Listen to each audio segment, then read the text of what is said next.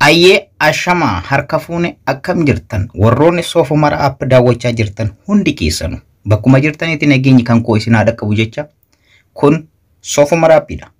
Egaa barnoota bareeda viidiyoo bareeda qabadhee har'as isiniif dhiyaadhee jira.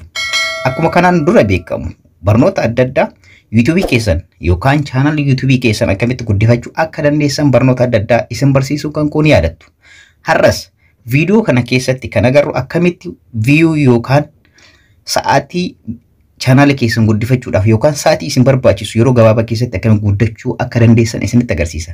YouTube'n seera isaa keessatti subscriber 1000 fi view sa'aatii 4000 akka barbaadu hundi keessan hundi beektu. Kanaafiyyuu sa'aatii 4000 ofii keessanii akkamitti argachuu akka dandeessan karaa yookaan tooftaa salphaa isinitti agarsiisa. Kana kan hojjettan ufuma keessanii hojjechuu ni dandeessan. View nama biraa irraa argattanis yookaan sa'aatii nama biraa irraa argattanii dabalatan ofii keessanis karaa ittiin argachuu dandeessan isinitti agarsiisa jechaadha. Barnoota kana hamma dhumaatti yoo ka hordoftan ta'e yeroo gabaabaa keessatti yoo xiqqaate ji'a tokko keessatti sa'aatii 4000 yookaan watch time 4000 argachuun ni danda'ama. Tooftaa isinitti mul'isuu fi akkaataan itti isinitti mul'isu kana yoo fayyadamtan guutumaan guututti wanti kun yookaan tooftaan kun waan hojjetudha. Waan ofii kan koos itti fayyadamaa jirudha. Kanaaf hundi keessan itti fayyadamtanii yeroo gabaabaa keessatti sa'aatii gahaa argachuudhaan YouTube keessanii yookaan YouTube channel keessan monetize gochuu ni dandeessan. Step hundayyuu sirriitti na hordofaa. Egaa gara barnoota keenyaatti osoo hin cehin dura warroonni channel barsiisaa ta'ee fi barnoota adda addaa keessatti argamu kanaaf haarawaa taatan subscribe gochuudhaan fuulduratti mallattoo notification isinii dhufa. Isii al tokko qabuudhaan all irra yoo gootan yeroo hunda viidiyoowwan angad lakkisu mallattoo meeseejiitiin akka isin ga'u gochuu ni dandeessanii. Akkanumallee viidiyoowwan baay'eetu as keessa jira. Hundi keessa iyyuu daawwachaa barnoota gahaa akka irraa argattan abdii qaba.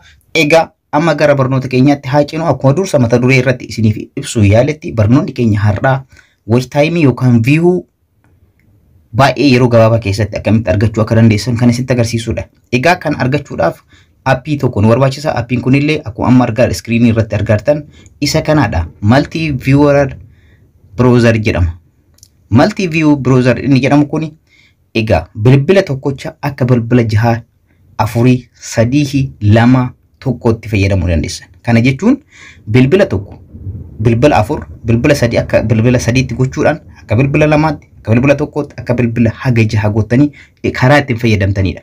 Kana tooftaa bilbila 2 yoo qabaattan bilbila 12 qabdu jechaadha. Maaliif bilbila tokkoon view tokko ni argattu yoo ta'e bilbila 12 immoo view hammam argachuu kan dandeessan ofii keessan herregaadha.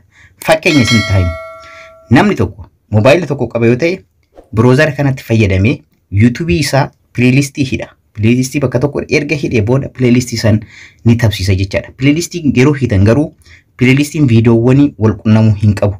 Viidiyoon hundinuu playlistii tokko keessatti kan argamu playlistii biraatti. Playlistii 6 jalatti yoo kan viidiyoo kan hidan ta'e playlistii 6 yoo qopheessitan 6 isaa keessatti playlistii tokko keessatti sa'aatiin 6 yoo jiraate 6 baay'isuu 6 sa'aatii 36 ni argattu jechaadha. Isiniif gadadhiin yaada dhaggeeffattoota kan kuu kana kan gootan bilbila tokko qofaan.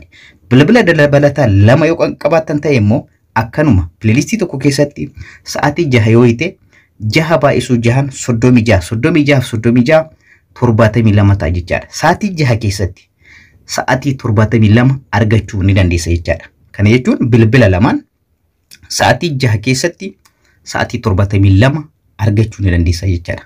Kana waan bilbilli 12 hojjetudha kan hojjetu. Bilbilli tokko waan bilbilli 6 3 4 kan hojjetudha. Kanaaf appii kana akkamitti akka itti fayyadamtan isinitti agarsiisa. Jalqaba viidiyoo kanaan bas like gochuun dagatinaadha. Hiriyoota keessaniifis share godhaadha. Appii kana eessa argan boodarra isinitti agarsiisa. Amma immoo gara itti fayyadama isaatti haa ceenu. Jalqaba appii kana ni bantu.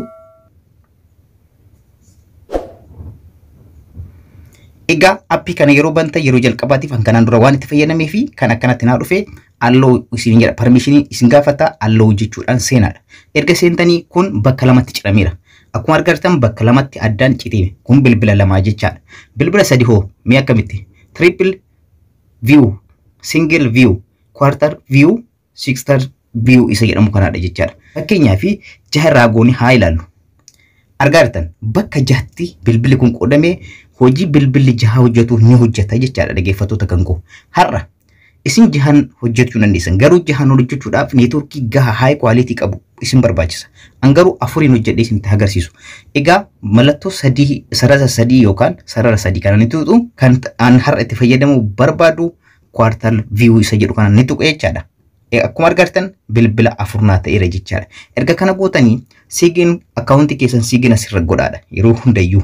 Akkaawuntii keessan sigin akkamitti gochuu akka dandeessan kanaan dura isin barsiiseera. Fakkeenyaaf isa tokkoffaa, lammaffaa, sadaffaa, afuraffaadha. Bakka afuritti qoodame. Tokkoffaa argachuudhaaf mallattoo ida'uu kana ni tuqxu. Tokkoffaa irratti OK yoo jettan tokkoffaan bal'atee isinii mul'ata jechaadha. Maaliif barreessuudhaaf karaa salphaa isiniif ta'a. Bakka sigin jedhu kanatti OK jettanii email keessan asirra qottanii password keessan ni guuttanii kan email akkamitti banachuu kan dandeessan yookaan Google account isin barsiiseera. Description box jala ni argattu video kana. Achjala linkii isaa isiniif kaa'aa waan ta'eef email keessan itti guuttanii jechaadha hundi keessanii sirriitti hordofaadha. Kana kan gootan gaafa jalqaba osoo hin taane guyyaa lammaffaa fi guyyaa sadaffaatti gaafa jalqabaa mataa isaatiin tabsiisuu ni dandeessu jechaadha dhaggeeffattoota kan koo. Egaa asirratti hunda isaa isa jalqabaa irratti maal gootanii www.youtube.com jettanii ni barreessitu YouTube search gootan. Argartanii YouTube search gootan. Isa tokkoffaa keessatti YouTube search godhee nan qopheessa. Playlist kan koos qopheesseera waan ta'eef. Kanaafiyyuu isa jalqabaa keessatti akka playlist nan deema jechaadha. Kanaafiyyuu fakkeenyaaf Sofumar app kan koo Sofumar app argartanii okeedha. Sofumar app irratti okeettanii playlist isa jedhu kana filadhaa. Playlist tokkoffaatti nan fayyadaman har'a. Isa tokkoffaa irra jiru tokkoffaa asirratti ni fayyadama. Kanaafiyyuu play nan jedha. Argartan dhaggeeffattoota kan koo stop godha. Ammas isa lammaffaas ni seena. Isa lammaffaas bifuma ammaatiin search ni godha jechaadha. youtube.com jedhee akkanumallee asirratti Sofumar app jedhee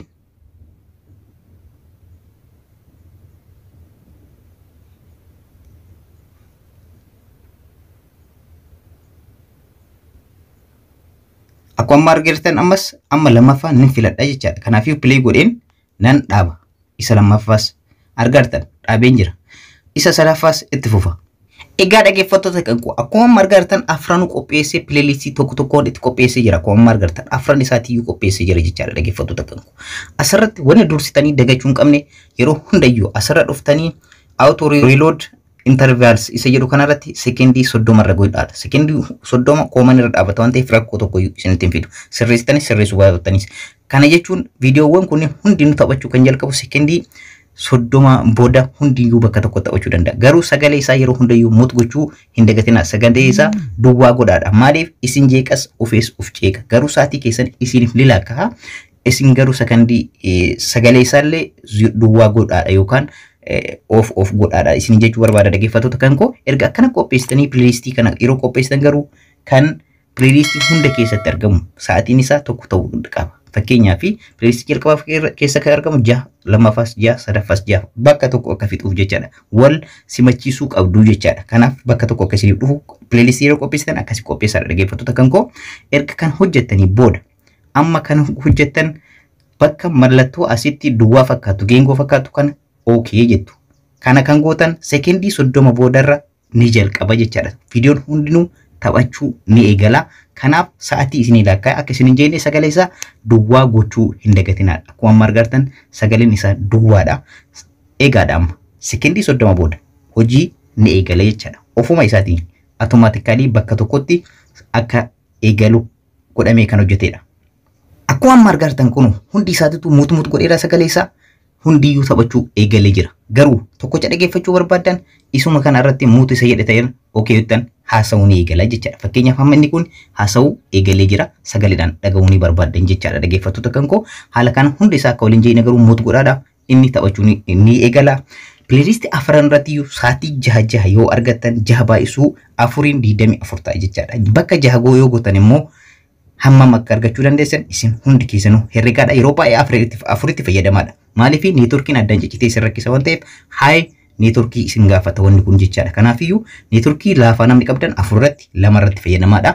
Haay kwalitii neetworkii warri qabdan immoo jaarratti fayyadamaadha. Sa'aatii muraasa keessatti guyyaa muraasa keessatti itti fayyadaman. Gaafa jalqaba kana itti yoo fayyadamtan gaafa jalqaba akkaawuntii keessan sarchiin godhina akkuma inni jiruun browser seenaa. Gaafa lammaffaa akkaawuntii tokkotti, gaafa sadaffaas akkaawuntii tokko fayyadamaa yoo ta'e akkaawuntii adda addaatti fayyadamaa yoo kan itti fuftan ta'e fakkeenyaaf afurii yoo tabsiiftan mobaayila lama yoo qabaattan 8 baay'isuu playlist tokko keessatti 6 yoo jedhame 8 baay'isuu 48 ji'a tokko yoo baay'iftan immoo argadhaadha. Yeroo gabaabaa keessatti sa'aatii san 4,000 argachuu dandeessanii.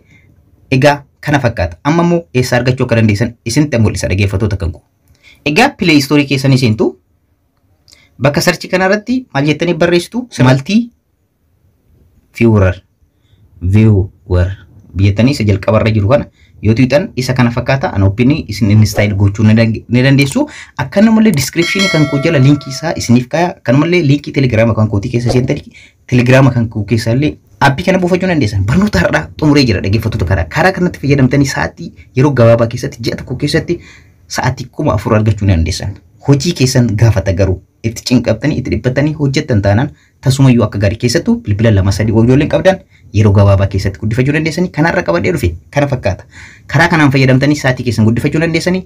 Kanarra xumuree jira. Yeroo biraa viidiyoo biraatti wajjin deebina. Dhumarratti warroonni YouTube kanaaf haaraa taatan subscribe godhaa. Akkanumallee share hiriyoota keessanii godhaa. Akkanumallee like gochuun dagatinaadha viidiyoo kan. Warroonni isinitti hin toline immoo dislike godhaa. Rakkoo hin qabu. Garuu wal guddisuudhaaf like godhaa. Isin jaaladha. Horaa bulaa.